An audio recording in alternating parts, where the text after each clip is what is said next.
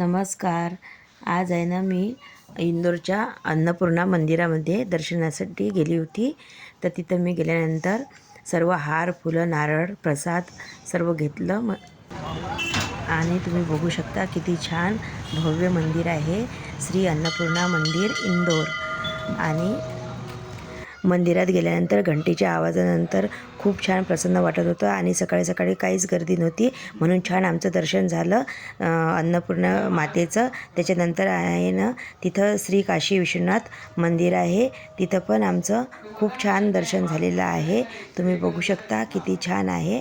आणि आजूबाजूला आहे ना सर्व तीर्थक्षेत्राचे म्हणजे 12 ज्योतिर्लिंगाचे सर्व फोटो तिथे लावलेले आहेत. खूप छान प्रसन्न असं हे पण मंदिर आहे. आम्ही तिथं फोटो वगैरे सर्व काढलं आणि त्याच्यानंतर तिथं आहे ना अयोध्येचं राम मंदिराची बी प्रतिकृती होती ठेवलेली, तर ते आम्ही बघितली. आणि त्याच्यानंतर श्री वेद मंदिर इथं आम्ही गेलेलो आहे. तुम्ही बघू शकता किती छान हे मंदिर आहे. आणि घंटी वाजवली आणि आत गेलो तर आत खूप छान वाटत होतं, पॉझिटिव्ह एनर्जी वाटत होती, कारण की सर्व देवाचं दर्शन झालं.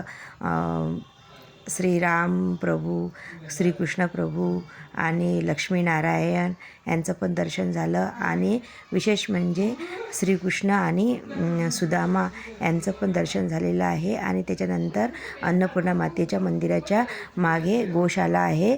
आम्हाला माहिती नव्हतं आणि मागे गेल्यानंतर माहिती पडलं, तर आम्ही तिथं थोडासा चारा घेतला आणि जे गोमाता आहे त्यांना खायला दिला.